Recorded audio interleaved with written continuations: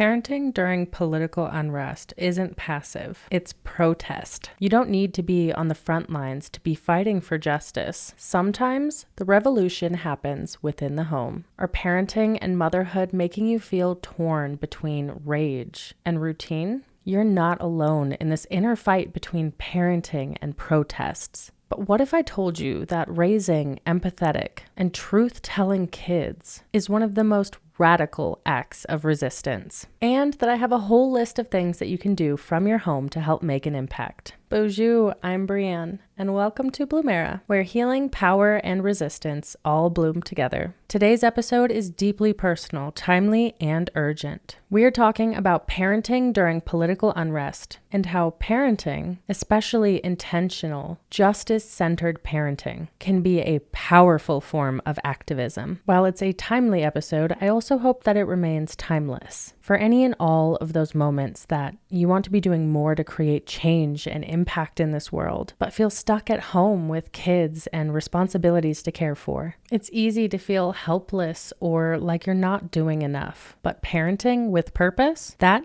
is protest. Raising empathetic, open-minded, inclusive kids in a time of division, violence, and systemic oppression, that is resistance. I'm going to offer you some words from other mothers. Speak about the struggles that so many of us face. Remind you how the parenting that we are doing right now is a form of protest, and send you off with actionable steps that you can do today to create change and support movements without even having to leave your house. These can be done during nap times, after bedtime, or even with your kids. I have even created something special to support you right where you are, in the mess, the magic, and in the movement. It's a downloadable guide called Raising Justice, Parenting and Activism for Everyday Resistance. It's packed with over 50 pages of powerful actions that you can take right now, from home, with your kids, or on your own, to raise justice-minded kids and resist through your parenting and activism right from home. The ebook is available now, and if you love the feeling of holding a book in your hands like I do, there is a beautiful full-color print version too. Depending on when you're listening, it might be available already, or you can hop on the wait list to be one of the first to grab it when it opens up again. Either way, you'll find all of the details, the free sample, and a link to buy or join the list at the link in the show notes. This free sample gives you 100 simple, meaningful, and powerful ways to take action right now, all without leaving your home. Whether you're parenting littles, caring for others, or just trying to get through the day while still doing your part, these actions are designed to fit into real life. It's a free printable reminder that you can keep on your fridge, in your planner, or right by the kitchen table, because that is where so much resistance is born. In conversations over breakfast, while packing lunches, during bedtime stories. These are powerful tools for parents who want to teach their children about equity, justice, and activism, and includes practical actions that you can take right now, all from home. You're not just parenting. You're doing daily, powerful acts of resistance. And this freebie is here to remind you of that every single day. When I was writing up key points for this episode, I realized I had come up with far too many ways to create change and take action. It would be way too long of an episode if I included them all. Don't worry, I will still share tons of examples and ways to take action today in this episode. But the guide will be the best resource for you when this episode is done. If you're watching this episode over on YouTube or Spotify, you might notice some cuts that were recorded at a later date. There are so many things that I can and want to add to this episode. I'm allowing myself one time an additional recording to try to include a lot of that. But just remember that I do have a community survey that is in the episode description. If you have any questions or suggestions, and if you are interested in me breaking down any of it in more episodes or a series, just ask. Your voice matters here, and I'm always willing to give you more of what you want. Before we begin, I want to open this with a poem and a TikTok post that have been sitting heavy in my heart lately. They capture the weight, the grief, and the hidden revolution of parenting. The poem Revolution and Rinsing Cups by Megan Whitlock. I'd like to fight for human rights, but there's dishes to be done. There's wars to wage on bedtime, and there's laundry to be run. I want to scream and protest at the death,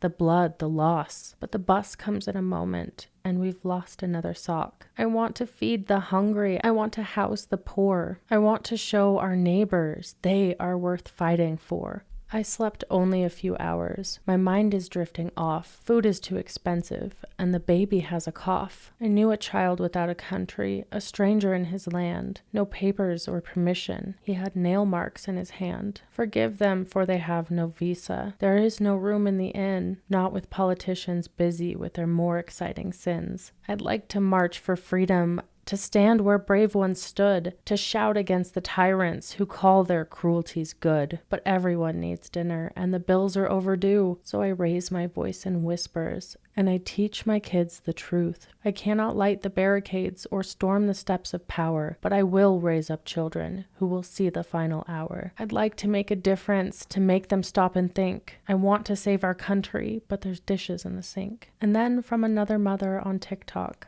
who said, to the mothers and the makers, you are not crazy for feeling this tension. You are not weak for being tired. You're not alone in asking, how do I hold space for fun and grief and rage and dinner all at once? But we do, imperfectly, beautifully, furiously, because that's what we do. You're allowed to cry. You're allowed to rage. You're allowed to laugh at a TikTok, then scream into a pillow 5 minutes later. And you're allowed to keep going because your care, your presence, your voice, they matter in moments like this. You're not ignoring reality. You're surviving it. And that right now is enough. If you're folding laundry with the protest live stream in the background, if you're playing in the water while wondering if the country's coming apart at the seams, if you're smiling at your kids but feeling like something inside you is unraveling, you're not broken. You're not paranoid. You're right. You're justified. This is what existential whiplash feels like. The emotional toll of being asked to carry on with normal life while the world outside doesn't feel normal at all. We're parenting through political unrest. We're wiping faces and wiping tears. We're making bedtime feel safe while we feel anything but. To the mothers of the movement, the makers of calm in the chaos, I see you. I am with you. Let's talk about what all of this means. Parenting during political unrest and raising the next generation to be empathetic, kind, inclusive, and open-minded is a powerful form of activism, even if it feels small when you're stuck in the endless loop of dishes, dinners, and bedtimes. It matters more than you realize. The most radical thing that we can do as radical parents is raise radical kids. You may be focused on immediate action, but don't overlook the generational change that you are creating. Parenting is a revolution. I've heard from so many of you, from my friends, and I've felt it myself. Those thoughts of, if I weren't a mother, I would be at protests. I feel like a failure because all I'm doing is watching from home. Or I feel so guilty. I'm tucking my kids in while atrocities are happening in this world. These feelings are real, valid, and heavy. But here's the truth. You're not doing nothing. You are raising the people who will help us change the world. And I truly believe that they were born now during this time for a reason. Yes, we are parenting through a time of unrest, but we are also parenting on purpose. We are the resistance. We are planting seeds of truth,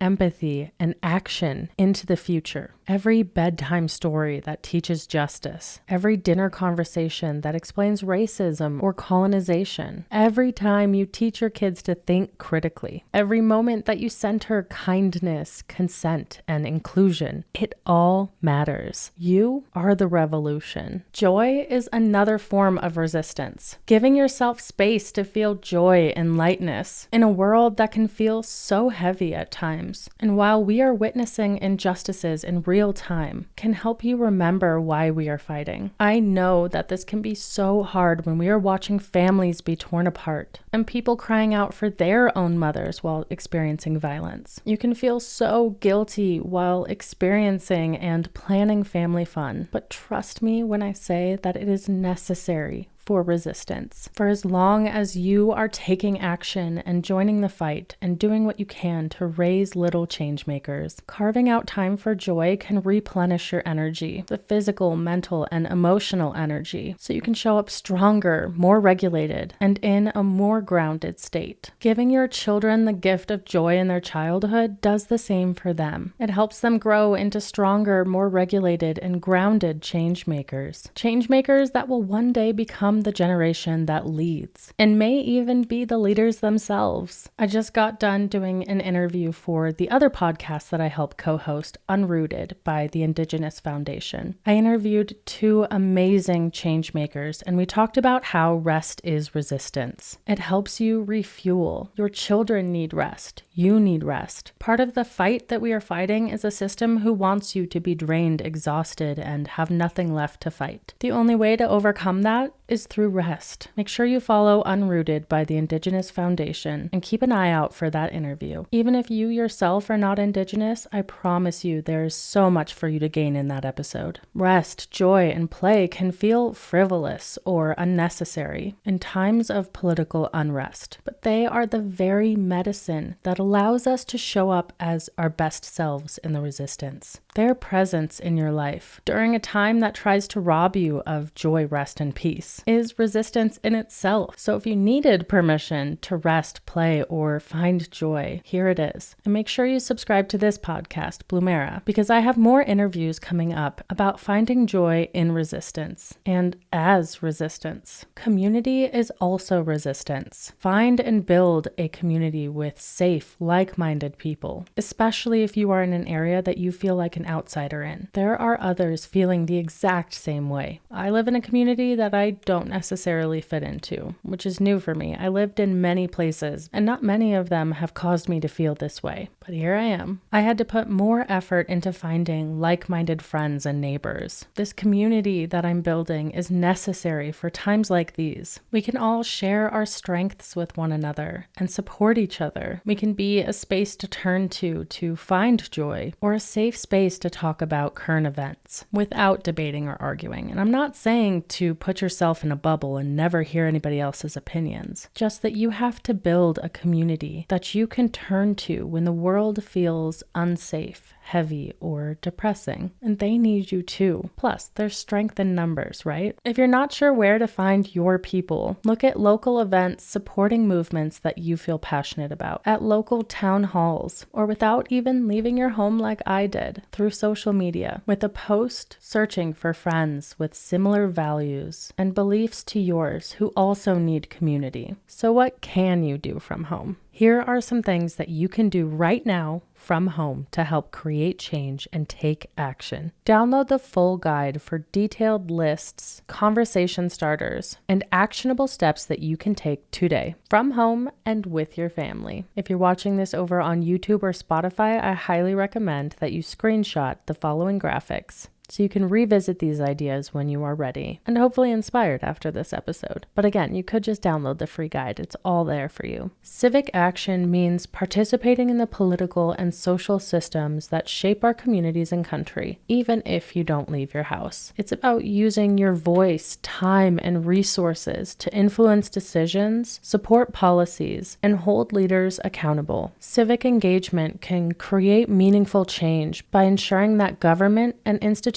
reflect the values of justice, equity, and inclusion. Some ways to take civic action from home: calling or emailing elected representatives. You can use tools like 5calls or online portals to contact your local, state, or federal officials about important issues. You can sign or share petitions. Support causes by adding your name and encouraging others to do the same. Through voting and voter education, register yourself and eligible family members and help others understand voting rights and deadlines. By writing letters to the editor, share your perspective on social justice issues in local newspapers or online forums. By joining virtual town halls or public meetings, engage with decision makers and community leaders. You can do this via Zoom or live streams. And by supporting fair policies, Research and advocate for legislation that promotes equity, environmental protection, or human rights by sharing information with your networks. And if you're really feeling FOMO not being at protests, you can still find a way to be there and support, even with your kids. You and your children can make signs for local protests. Many protesters would appreciate them. It would allow them more time and energy to prepare everything else that they need to so they can attend the protests themselves. And I know many other mothers and parents would gladly hold your sign and hold space for you, knowing how you feel right now. They know the struggle and may be in a position to help. Maybe their kids are older or they have reliable childcare and feel safe going to these events. And for those of you who don't feel safe going, you could offer childcare to other parents who really want to go to protests but can't bring their kids and don't have any other option. You could also print off flyers from ACLU's Know Your Protest Rights and hand them over to someone going to the protest to pass around, or drop them off at local businesses who are supporting the cause where the meeting places are. Or if you have an online presence or community, leverage that. Use that for good, like I try to do with my podcast, website, and freebies. It's my way of giving back, helping others, sharing knowledge, and offering support. Hopefully you feel some of that in this episode and with my downloadable guide. Community action focuses on building, supporting, and strengthening local networks and mutual aid, working collectively to meet needs and fight injustice in your neighborhood or community. Even from home, you can play a vital role in nurturing solidarity and making sure resources, knowledge, and care reach the people who need them most. Some examples of community action from home are organizing or contributing to donation drives, collect essentials like food, clothes, or hygiene products, and coordinate drop-offs or pickups. By volunteering remotely, help with phone banking, data entry, social media for nonprofits, or by creating and sharing educational resources. You can print and distribute multilingual Know Your Rights flyers to local businesses,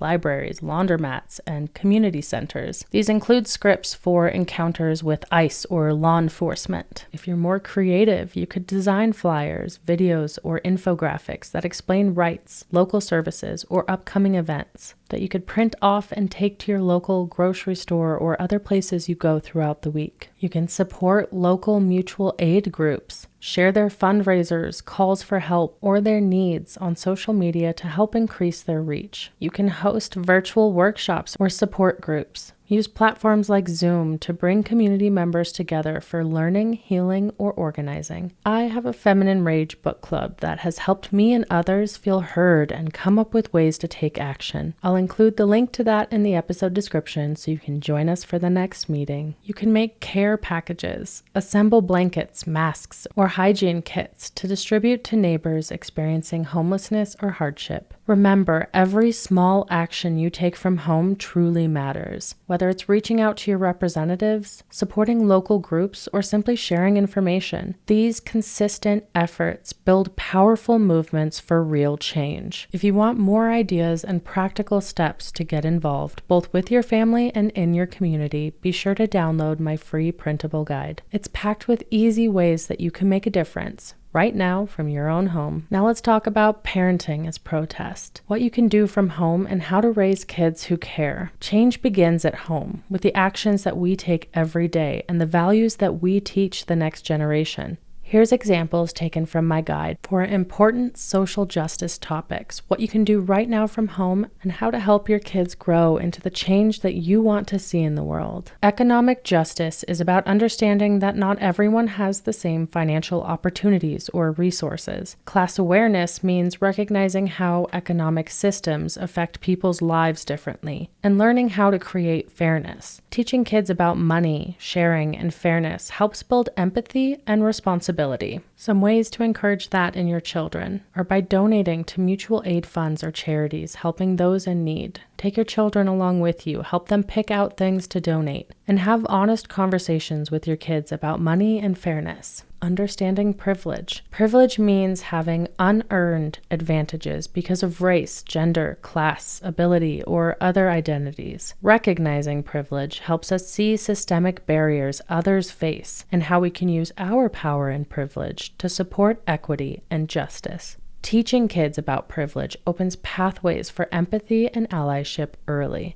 You can do this by educating yourself and your kids through books, podcasts, or other trusted sources, and explain to kids how some people have easier or harder experiences and why helping matters. Gender diversity and inclusion. Gender diversity recognizes that not everyone fits into traditional boy or girl roles. Inclusion means respecting and celebrating all gender identities. Supporting gender diversity in your home or community helps create safer, more accepting spaces for everyone. You can do this by using inclusive language and correct pronouns, by supporting LGBTQ+ organizations through donations or sharing their messages. You can do it by providing children with diverse toys, books, or media that represent many gender identities. Disability justice and awareness. Disability justice advocates for the rights and dignity of people with disabilities. It emphasizes accessibility, respect, and celebrating differences as strengths. Teaching kids about disabilities reduces stigma and builds compassion. You can model this for your children by advocating for accessibility in your community, talking openly with children about different abilities, and use inclusive language. Environmental justice. Environmental justice focuses on protecting all communities, especially those disproportionately affected by pollution or climate change. It's about caring for the earth and advocating for policies that keep people and nature safe. Teaching kids about sustainability helps build lifelong habits of care. You can do this in your home by reducing waste, by recycling, composting, and conserving water and energy, and talking about it with your kids as you do each of these things. Involve your kids in gardening, trash pickups, and learning about Indigenous land stewardship, thrifting, reusing, reducing, and recycling. This is all about making smart choices to reduce consumption and waste by buying secondhand,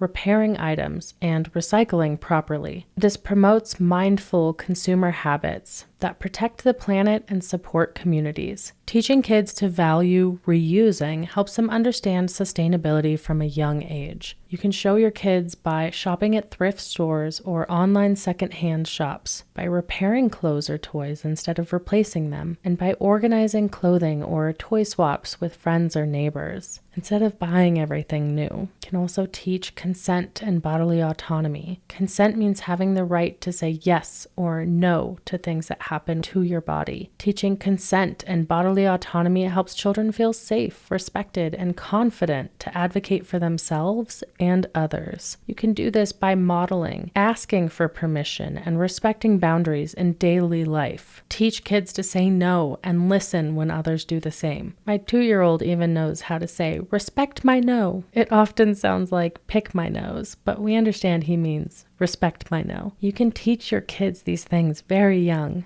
and in age-appropriate ways. Include anti-racism and anti-oppression in your parenting. Anti-racism means actively working against racism and systemic oppression in all forms. It involves educating yourself, speaking out, and supporting marginalized communities. Teaching kids about fairness and challenging biases helps create a more just future. You can fill your playroom with diversity, with toys, books, movies by and about people of color. Support Black, Indigenous, or other marginalized-led organizations. This can be done by teaching your children the truth, decolonized history, Indigenous stories, and age-appropriate facts. Talk openly with your kids about fairness, justice, and the impacts of racism. If you're watching over on YouTube or Spotify, I have even a toddler-friendly book about this topic. My kids routinely ask to read this book. They want to learn and they're ready to learn. You can also help them learn about equity versus equality. Equality means giving everyone the same resources, but equity means giving people what they need to have a fair chance. Understanding this difference helps us create systems and communities that truly support everyone. Teaching kids about fairness versus sameness builds critical thinking and compassion. You can use simple examples with kids like sharing snacks unevenly to create fairness. and discuss how different people need different support to succeed. Together, we can build a more just, loving, and empowered future, one home and one family at a time. Share this with your friends to have an even bigger impact. And ask yourself, what do I have time for? What do I love? And who can I support with that? Here at Bloomera, we believe that healing, growth, and change making is both truth-telling and